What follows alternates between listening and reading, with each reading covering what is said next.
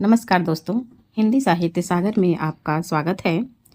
आज के इस वीडियो में हम हिंदी गद्य की सबसे महत्वपूर्ण विधा उपन्यास पर प्रश्नोत्तरी करेंगे। चाहे यूपी टीजीटी, पीजीटी हो या यूजीसी नेट, उपन्यास विधा से सवाल हमेशा पूछे जाते हैं।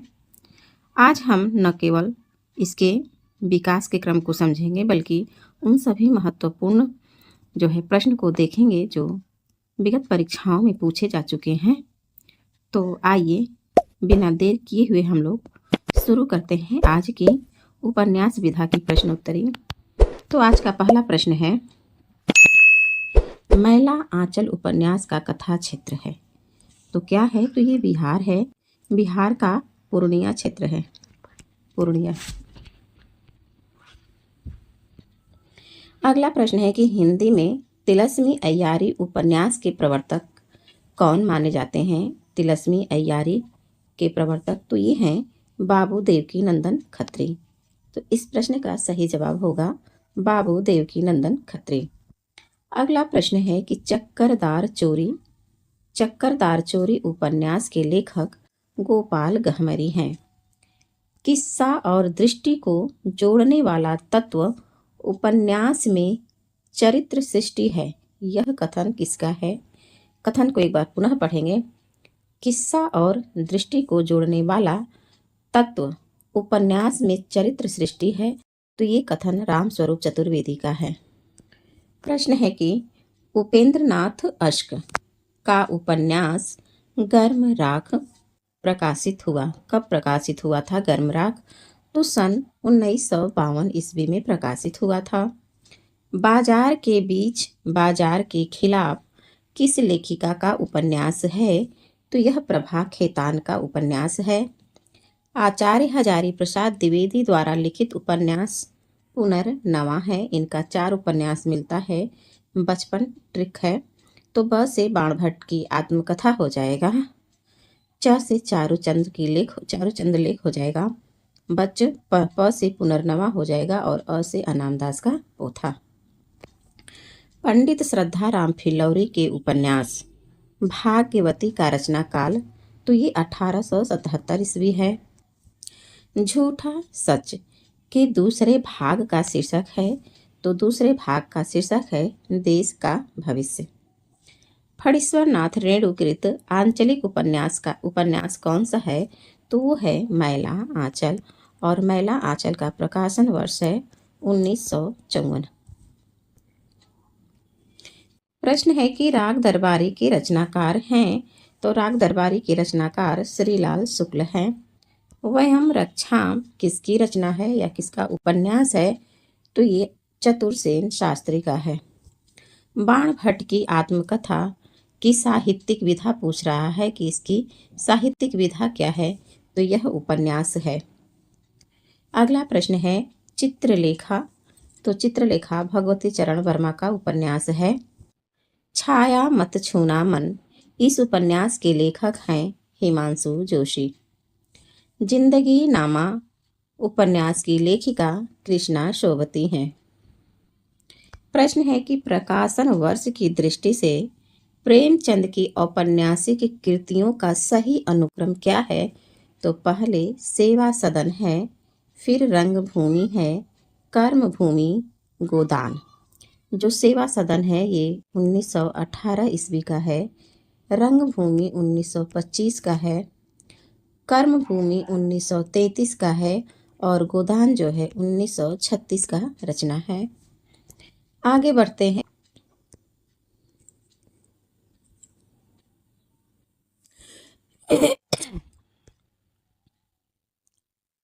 प्रश्न है कि शेखर का चरित्र मूलतः है। तो ये विद्रोही है। जो शेखर है उसका चरित्र विद्रोही स्वभाव का है। मैला आंचल उपन्यास में चित्रण है। किसका चित्रण है? तो वही मेरीगंज, बिहार के पूर्णिया जिले में पड़ता है मेरीगंज। तो वहीं का चित्रण है बिहार के। मनोहर श्याम जोशी का उपन्यास है कसब। कसब उपन्यास मनोहर श्याम जोशी का है।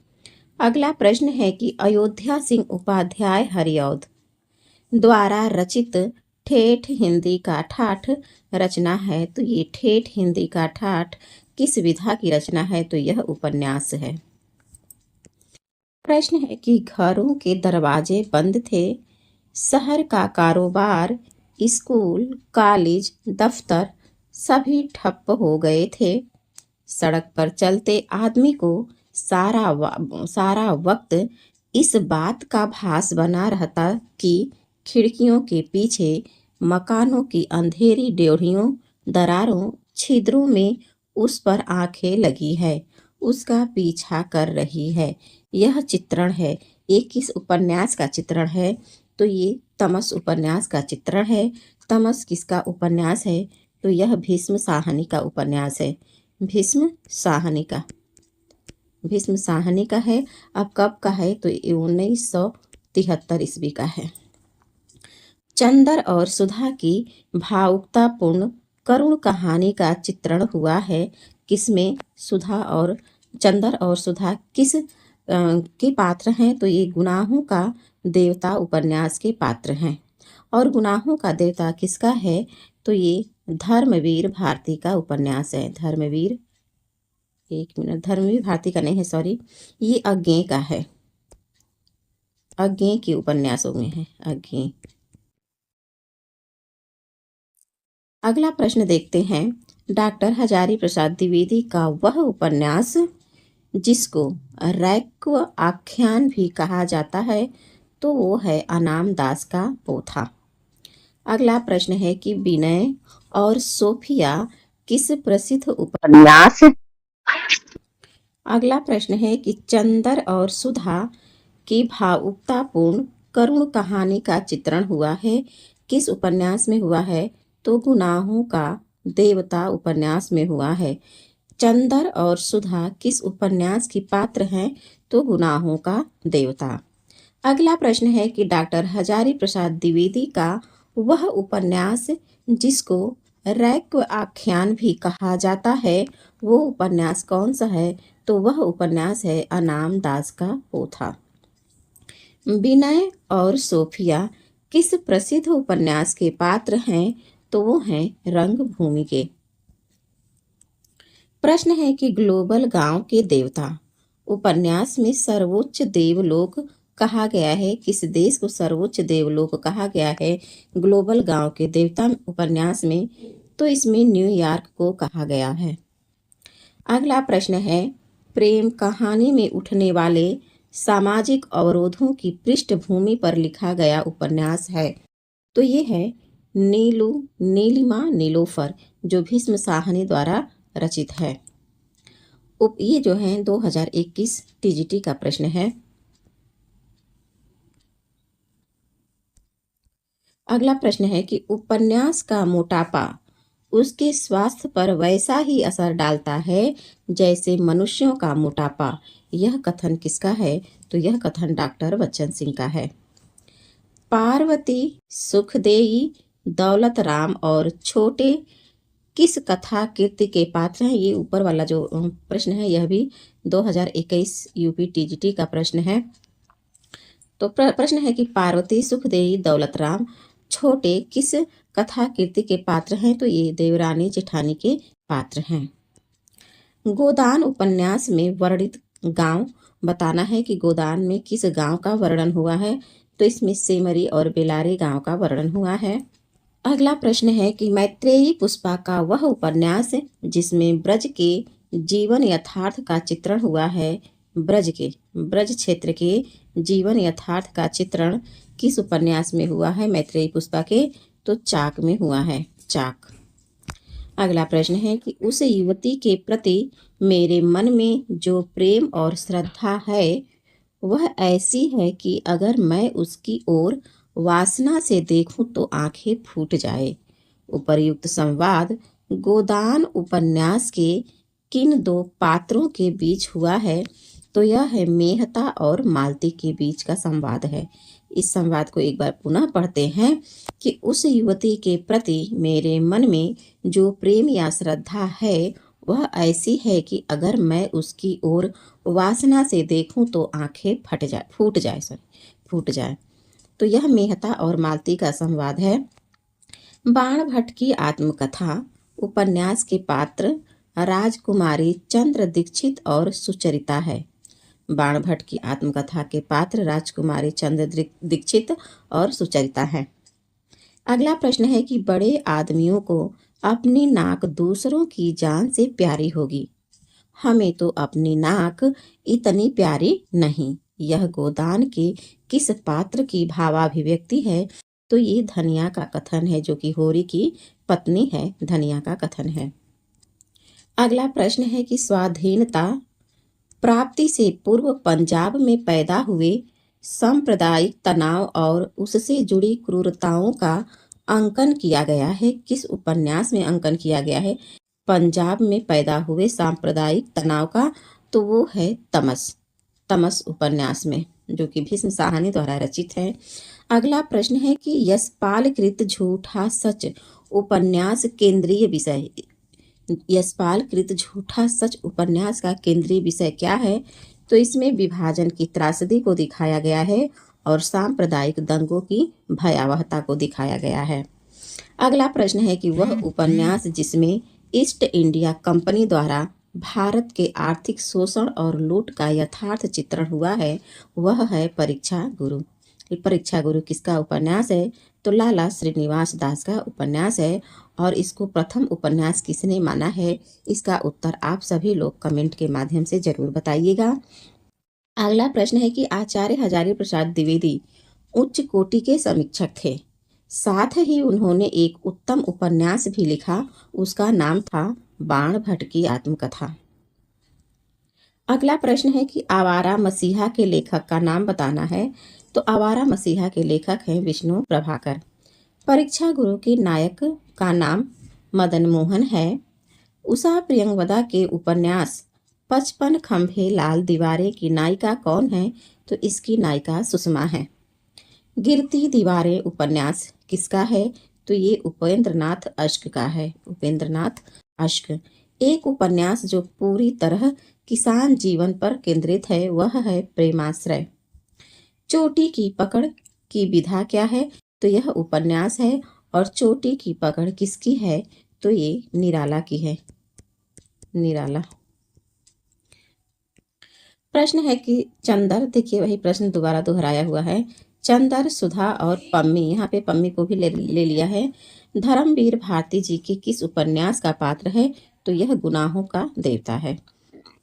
1921 ईस्वी में असहयोग आंदोलन के दौरान सरकारी नौकरी से त्याग पत्र देने के बाद वे रचनाकार जो पूरी तरह से साहित्य सृजन में लग गए थे, वह कौन थे? तो वह प्रेमचंद्र थे।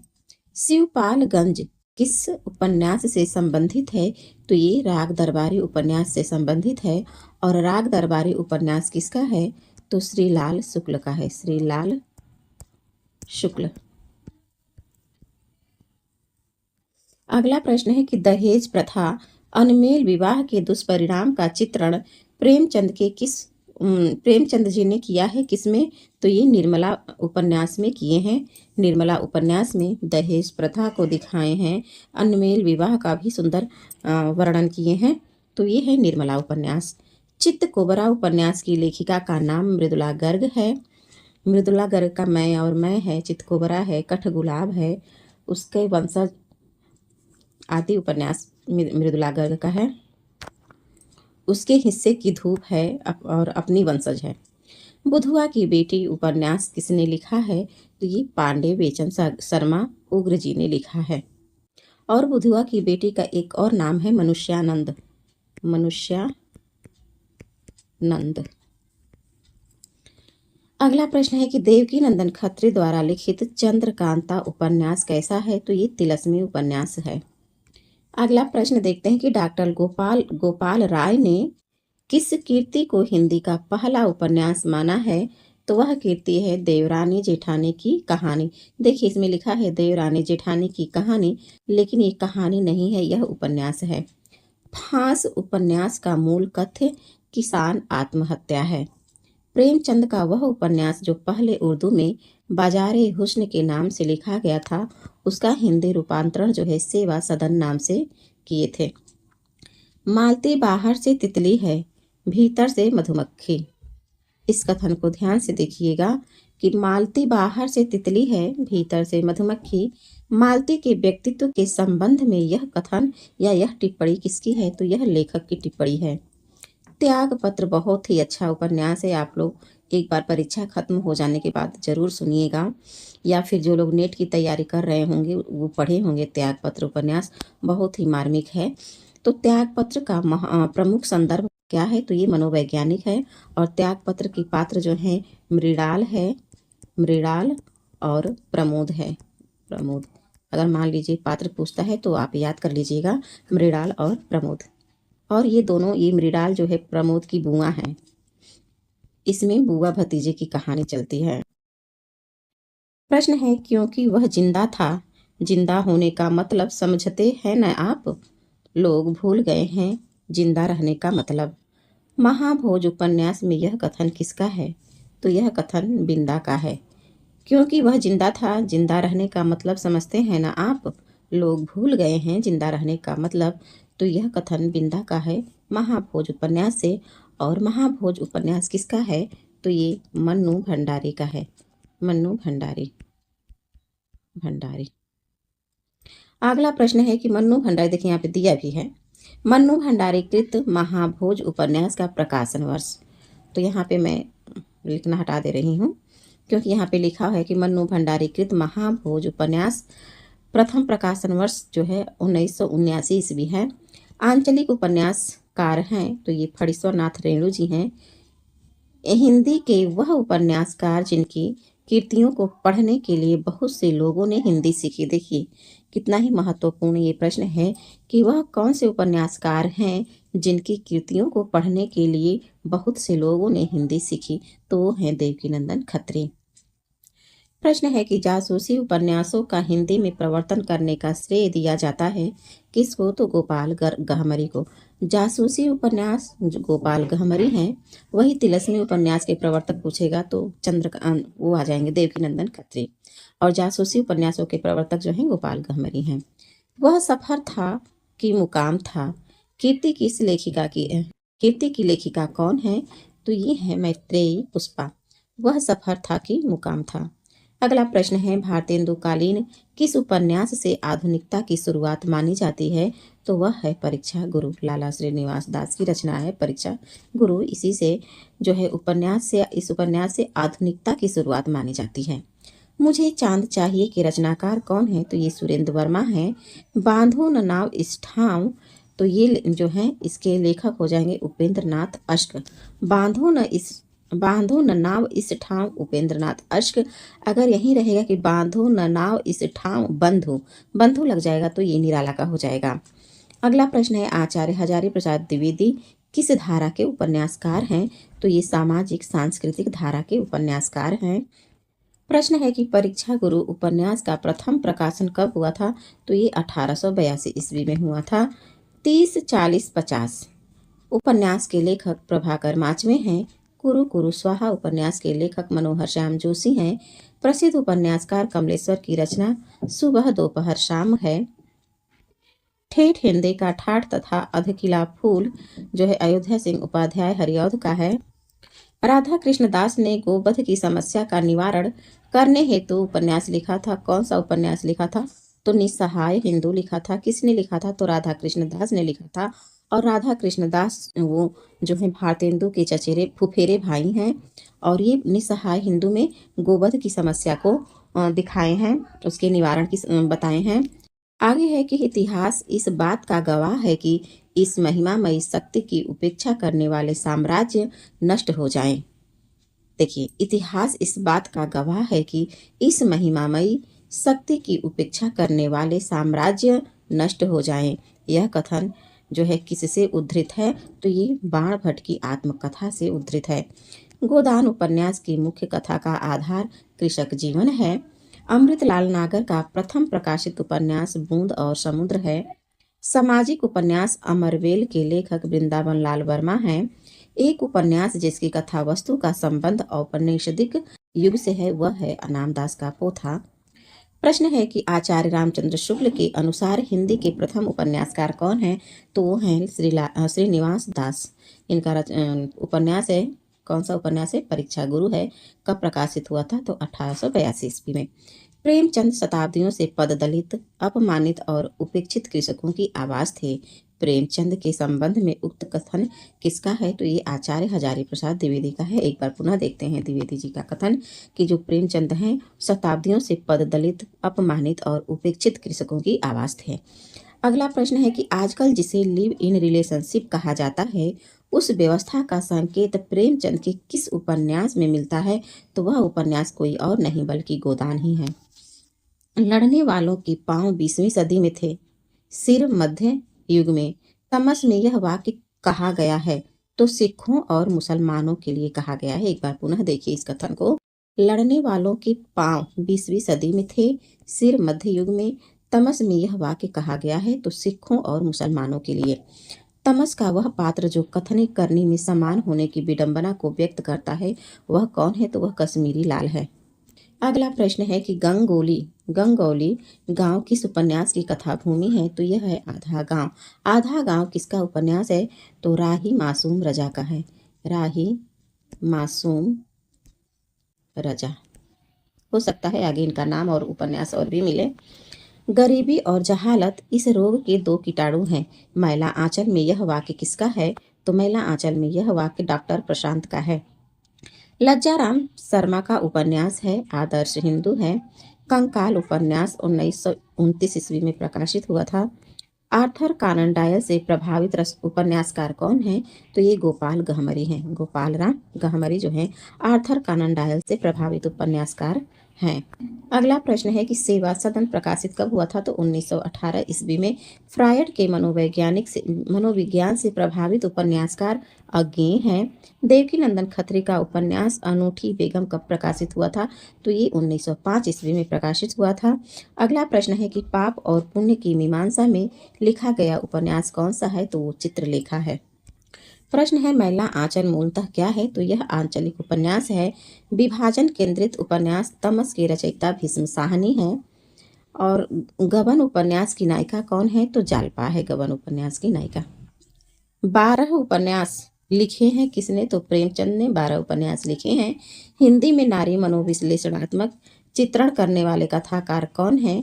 हिंदी में नारी मनोविश्लेषणात्मक चित्रण करने वाले कथाकार कोई और नहीं बल्कि जैनेन्द्र कुमार हैं।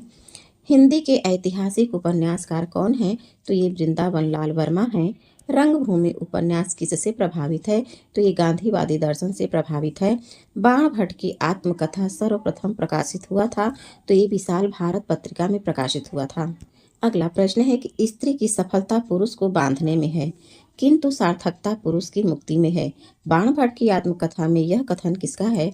तो ये महामाया भैरवी का कथन है। एक बार पुनः देखते हैं इस कथन को कि स्त्री की सफलता पुरुष को बांधने में है किंतु सार्थकता पुरुष की मुक्ति में है। ये महामाया भैरवी का कथन है। गोदान का वह पात्र जो प्रेमचंद के प्रगतिशील विचारों का वाहक माना जाता है वह प्रोफेसर मेहता है। लाल चीन उपन्यास के लेखक का नाम बताना है। तो लाल चीन उपन्यास के लेखक ब्रजनंदन सहाय हैं। गांधी जी के दक्षिण अफ्रीकी जीवन पर आधारित उपन्यास कौन सा है? तो पहला गिरमिटिया है। अब बात यहाँ होता है कि पहला गिरमिटिया किसका है? तो ये गिरिराज किशोर का है। गिरिराज किशोर का है। अगला प्रश्न है कि परख त्यागपत्र उपन्यासों के लेखक जैनेन्द्र हैं। भीष्म साहनी द्वारा रचित उपन्यास मैयादास की माड़ी है। शेष यात्रा की लेखिका उषा प्रेमवदा हैं। अनारो उपन्यास जो है मंजुल भगत का है। अलमा कबूतरी उपन्यास मैत्रेयी पुष्पा की है। कठ गुलाब मृदुला गर्ग की उपन्यास है। जिंदगी नामा कृष्णा सोवती का है। दुखम सुखम ये ममता कालिया का है। प्रश्न है मित्रों मरजानी, सूरजमुखी अंधेरे के तथा जिंदगी नामा ये सभी उपन्यास कृष्णा सोवती का है। ममता कालिया का कहानी संग्रह सीट नंबर 6 है। जमाने में हम आत्मकथा, देखिए यहाँ पे आत्मकथा पूछ दिया। आत्मकथा की रचनाकार जो है निर्मला जैन है। देहाती दुनिया उपन्यास के लेखक शिव पूजन सहाय हैं। अधूरा उपन्यास जो है कौन सा है? तो ये मंगलसूत्र है। और ये जो मंगलसूत्र है ये किसका अधूरा उपन्यास है? इस प्रश्न का उत्तर आप सभी लोग अनिवार्य रूप से कमेंट बॉक्स में बताइएगा। डॉक्टर देवराज कृत अजय की डायरी किस विधा की रचना है? तो यह उपन्यास है। हिंदी जासूसी व तिलस्मी उपन्यासों का श्री गणेश करने का श्रेय किसे प्राप्त है? तो ये देवकीनंदन खत्री को प्राप्त है। वरदान उपन्यास के लेखक प्रेमचंद हैं। वृंदावन लाल वर्मा का प्रसिद्ध उपन्यास मृग नयनी मिलता है। सूरज किरण के छांव आंचलिक उपन्यास के लेखक राजेंद्र अवस्थी हैं। मैला आंचल में वह पात्र जो हमेशा सुपारी चबाता रहता है वह है भगवान भगत। भगवान भगत जो है मैला आंचल में वह पात्र हैं जो हमेशा सुपारी चबाते रहते हैं। अगला प्रश्न है 31 जुलाई 1880 ईस्वी को बनारस से 4 मील दूर लमही नामक गांव में जन्म हुआ था। किसका जन्म हुआ था? तो प्रेमचंद का जन्म हुआ था। प्रश्न पूछेगा कि प्रेमचंद का जन्म कहाँ हुआ था? तो लमही गांव में, बनारस के लमही गांव में। कब हुआ था? तो 1880 ईस्वी में हुआ था और समय 31 जुलाई था। ग्लोबल गांव का देवता के रचनाकार रणेंद्र हैं।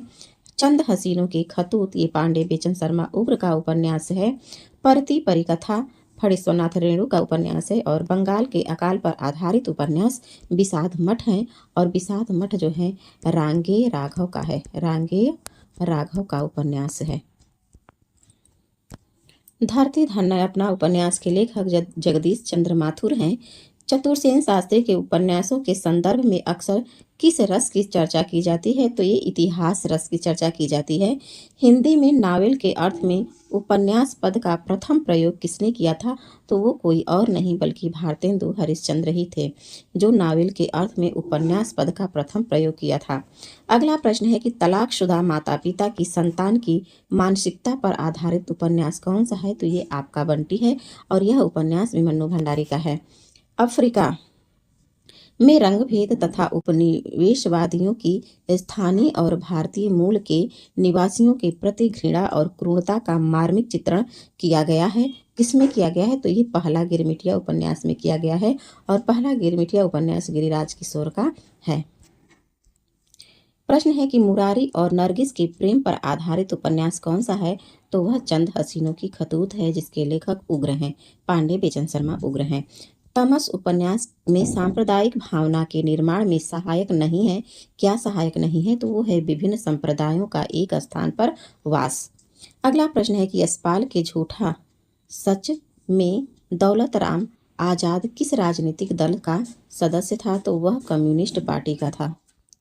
अगला प्रश्न है कि अगर प्रेम खूंखार शेर है तो मैं उससे दूर ही रहूंगी।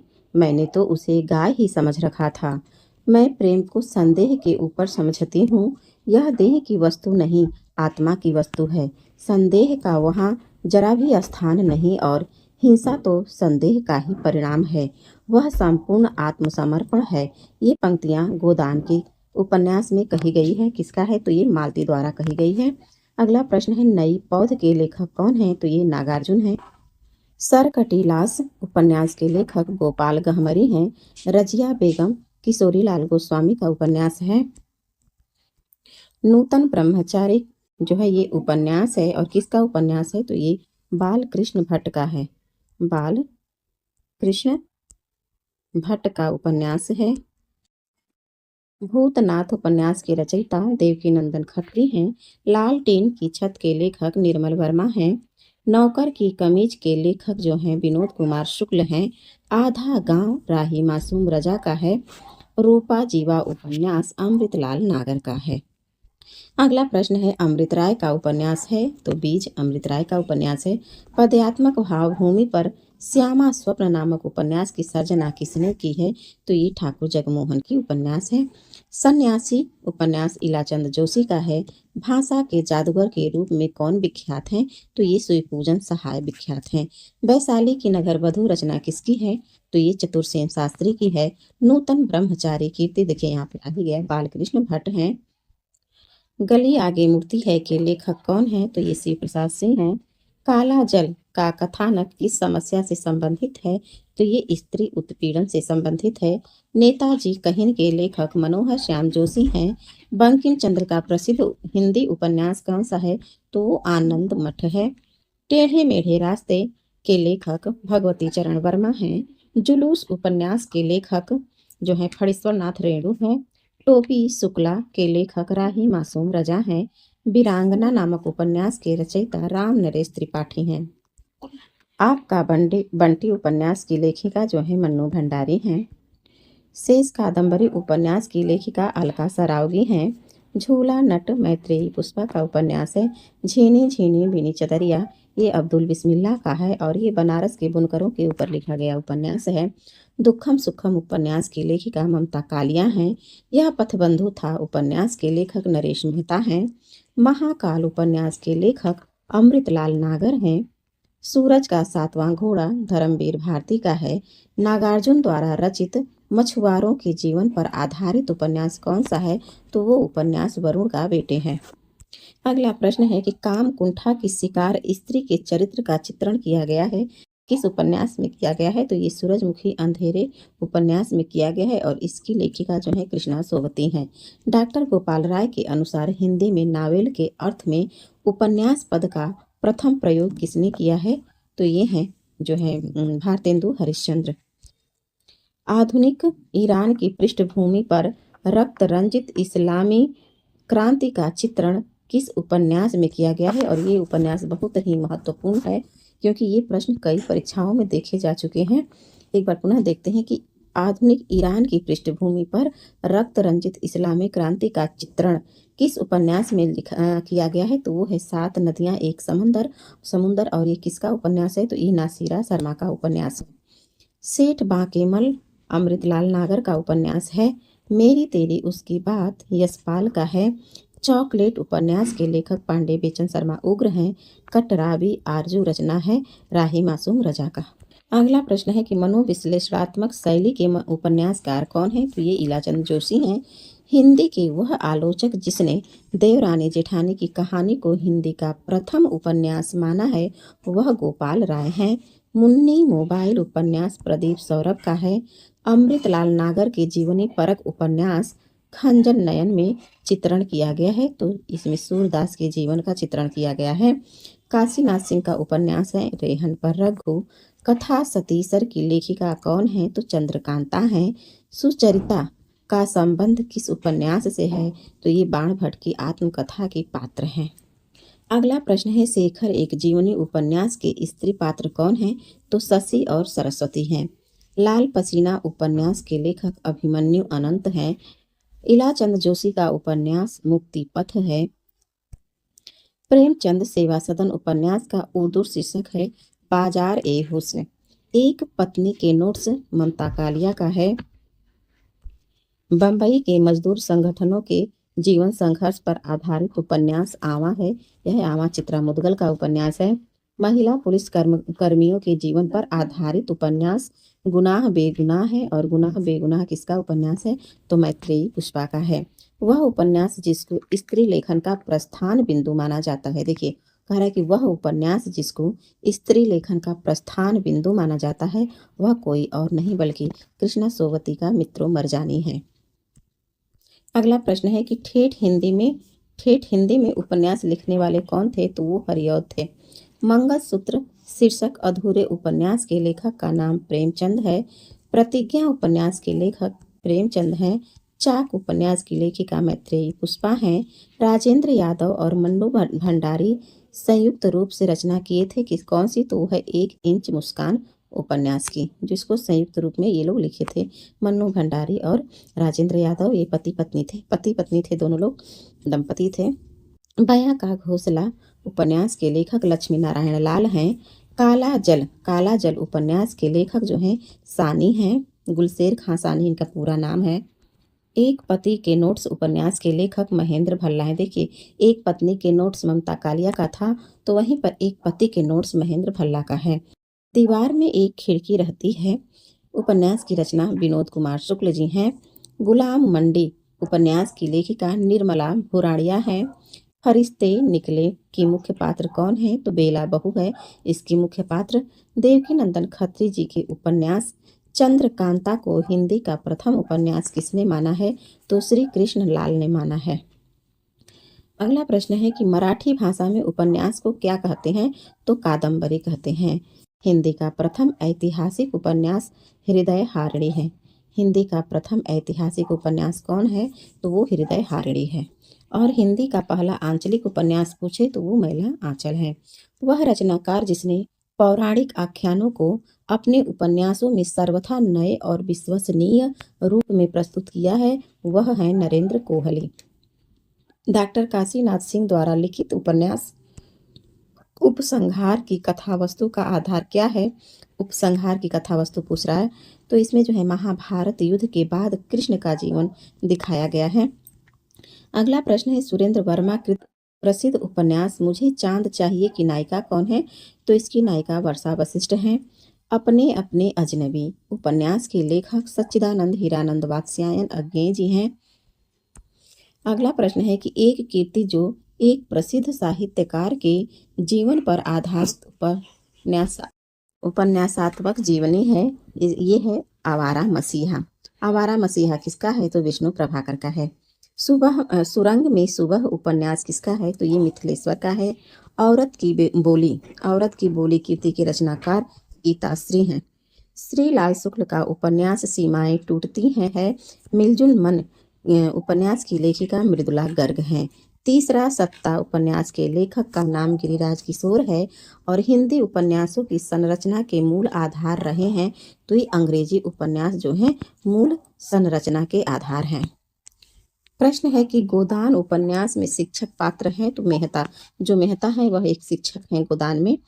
और गोदान उपन्यास की कथावस्तु की कसावट में कमी आई है, तो इसका सही जवाब हो जाएगा शहरी और ग्रामीण पृष्ठभूमि के दो विस्तृत और लगभग विरोधी वातावरणों को समेट लेने से है।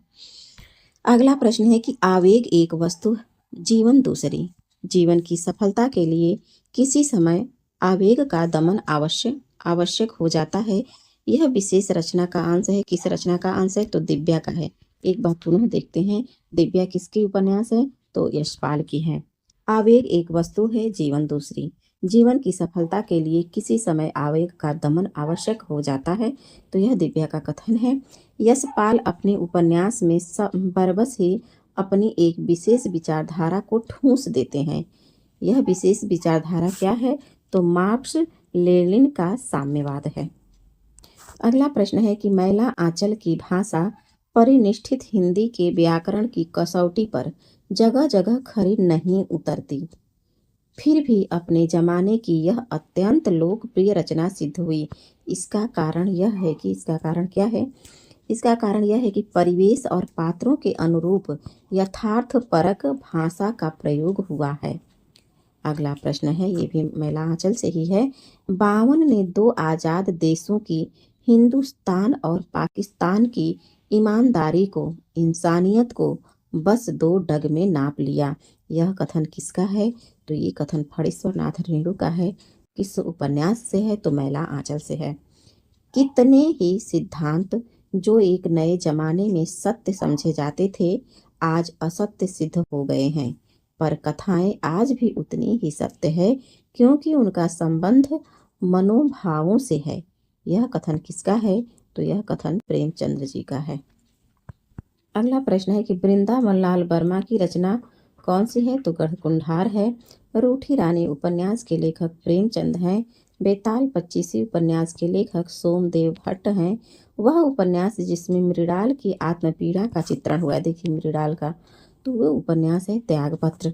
गोबर गणेश उपन्यास के लेखक रमेश चंद्र शाह हैं। मृदुला गर्ग का उपन्यास मैं और मैं है। आगे बढ़ते हैं, अगला प्रश्न देखते हैं। निर्मल वर्मा का उपन्यास है, तो वो है अंतिम अरण्य। सिख अमलदारी को उखाड़ती हुई ब्रिटिश साम्राज्यशाही का चित्रण किस उपन्यास में हुआ है? सिख अमलदारी को उखाड़ती हुई ब्रिटिश साम्राज्यशाही का चित्रण, तो ये मैया दास की माड़ी में हुआ है और ये भीष्म साहनी का उपन्यास है। फणीश्वर नाथ रेणु का वह उपन्यास जिसमें पूर्वी पाकिस्तान से विस्थापित होकर बिहार के पूर्णिया जिले में आए हिंदू शरणार्थियों की दारुण कथा का चित्रण है, वह उपन्यास कोई और नहीं बल्कि जुलूस है। जुलूस में ही पूर्वी पाकिस्तान से विस्थापित होकर के बिहार के पूर्णिया जिले में आए हिंदू शरणार्थियों का दारुण कथा का चित्रण है। अगला प्रश्न है, सोनी घाटी का सूरज उपन्यास के लेखक श्रीलाल शुक्ल हैं। काम और राम का द्वंद्व किसके उपन्यास में चित्रित होता है? किस उपन्यास में? तो ये है मानस का हंस। और मानस का हंस किसका उपन्यास है? तो अमृतलाल नागर का है। अगला प्रश्न है कि मैला आंचल उपन्यास का पात्र है तो विश्वनाथ प्रसाद हैं, जो कमली के पिता हैं। बाल वयः संधि और किशोर मन का मनोवैज्ञानिक अंकन हुआ है शेखर एक जीवनी उपन्यास में। मैला आंचल का प्रकाशन वर्ष 1954 है। गोदान में होरी की बेटी का नाम सोना है। धरती माता का प्यार झूठा नहीं, फिर खेलों में जिंदगी झूमेगी।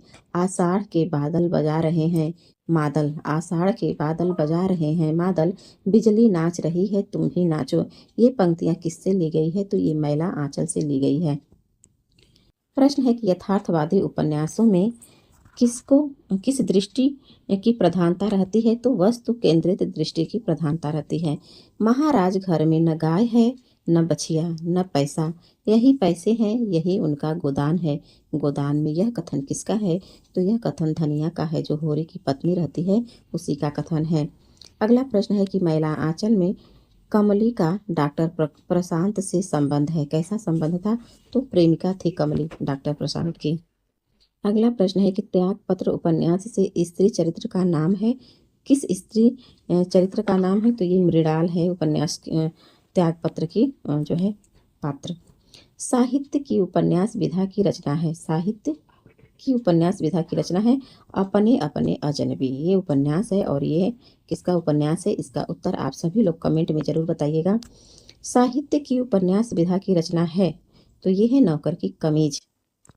प्रश्न है वह रचना जो भारत की स्वतंत्रता के बाद लिखी गई, वह है आधा गांव। आधा गांव राही मासूम रजा का है।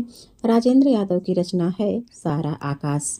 वह उपन्यास जिसमें रईस साहूकार मदन मोहन के अंग्रेजी सभ्यता की नकल और अपव्यय की कथा है, वह उपन्यास जो है परीक्षा गुरु है। गोदान उपन्यास की नायिका कौन है? तो इसकी नायिका धनिया है। खंजन नयन के रचनाकार हैं अमृतलाल नागर।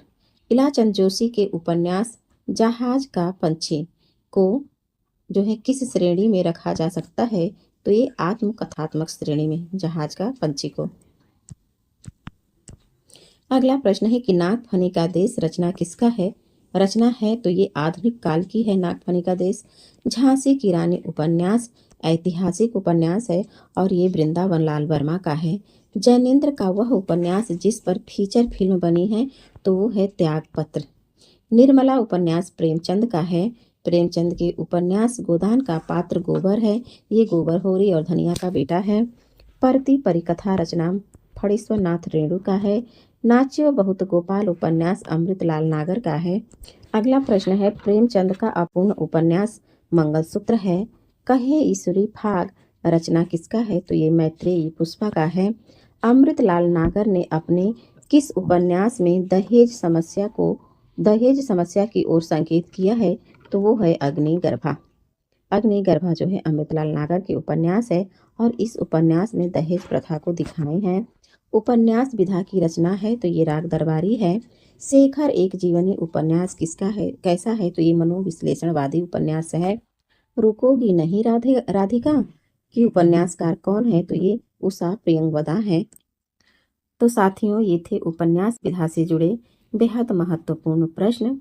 उम्मीद है कि यह प्रश्न आपकी तैयारी में मददगार साबित होंगे। अब आपके लिए एक छोटा सा सवाल है कि प्रेमचंद के अधूरे उपन्यास का नाम क्या है? कमेंट के माध्यम से उत्तर जरूर बताइएगा।